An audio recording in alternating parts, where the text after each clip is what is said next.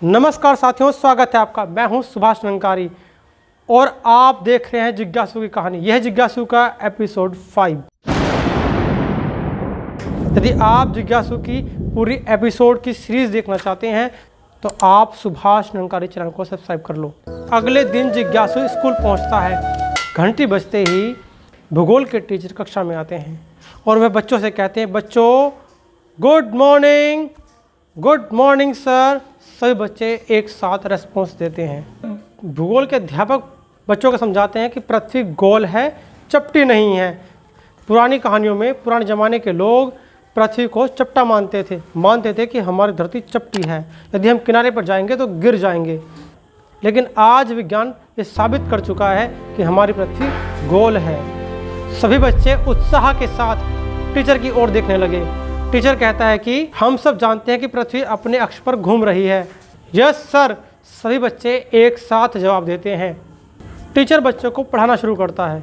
यदि हम पृथ्वी को इस तरीके से रोल किया हुआ माने और इसे हम इस तरीके से खोलते हैं तो पृथ्वी पर जहाँ भी जो भी चीज़ बनी हुई है वो हमारे सामने आ जाती है।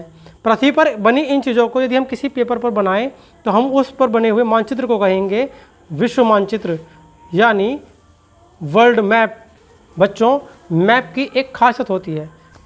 यदि आप नक्शे को या मानचित्र को सामने की तरफ से देखते हैं, जैसे आप इस वीडियो को देख रहे हैं, तो ऊपर की तरफ बनेगी उत्तर दिशा जिसे नॉर्थ कहते हैं और नीचे बनेगी दक्षिण दिशा यानी साउथ बनेगा, और आपके दाहिनी तरफ बनेगा पूर्व दिशा और आपके बाईं तरफ बनेगी पश्चिम दिशा। यह सभी मानचित्रों पर काम करता है। टीचर की बातें सुनकर बच्चे बोलते हैं, सर ये सब आपने हमें पहले से ही बता रखा है, इसमें नया क्या है। टीचर की इस बात को सुनकर सारे बच्चे एक साथ बोलते हैं north, south, east, west. But teacher कहता है, बच्चों रुको।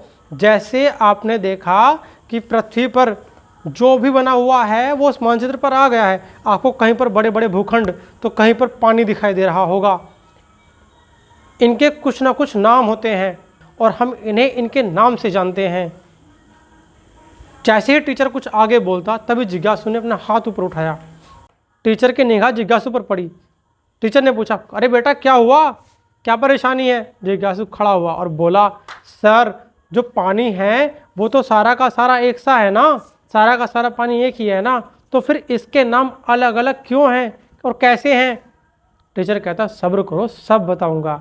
जैसे पृथ्वी पर आपको जो नक्शे में सारे बड़ी बड़ी ज़मीनें दिखाई दे रही है, इनको महाद्वीप कहते हैं, और इन भूखंडों के आसपास जो पानी है इसको महासागर कहते हैं। इन भूखंडों के आसपास के पानी के नाम भी अलग अलग हैं, क्योंकि जब हम किसी पर्टिकुलर जगह की बात करते हैं तो इन महाद्वीपों और महासागरों के नाम से हम उस पर्टिकुलर जगह के बारे में आसानी से समझ सकते हैं।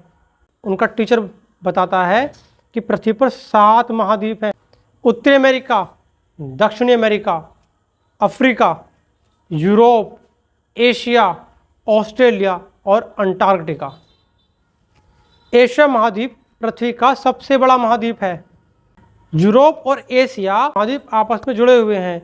यह देखने पर एक जैसा लगता है, मानो एक ही महाद्वीप हो, इसलिए इसे यूरेशिया भी कहते हैं। Europe plus Asia is equal to Eurasia. पृथ्वी पर 5 प्रमुख महासागर हैं।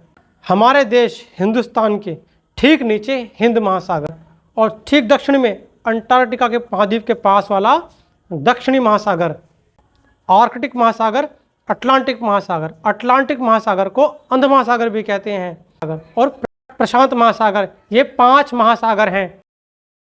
अटलांटिक महासागर को अंध महासागर भी कहते हैं। दक्षिणी महासागर एक ऐसा महासागर है जो 3 महासागरों को टच करता है, प्रशांत महासागर, अटलांटिक महासागर और हिंद महासागर। ये तीनों को टच करता है दक्षिणी महासागर। तभी जिज्ञासु के मन में एक प्रश्न आता है। जिज्ञासु सोचता है कि जो मानचित्र दिखाया है सर ने, इसमें कुछ छोटी छोटी ज़मीन भी दिखाई दे रही, ये क्या है। साथियों, आज के एपिसोड में इतना ही। मिलते हैं नेक्स्ट एपिसोड में, तब तक के लिए नमस्कार।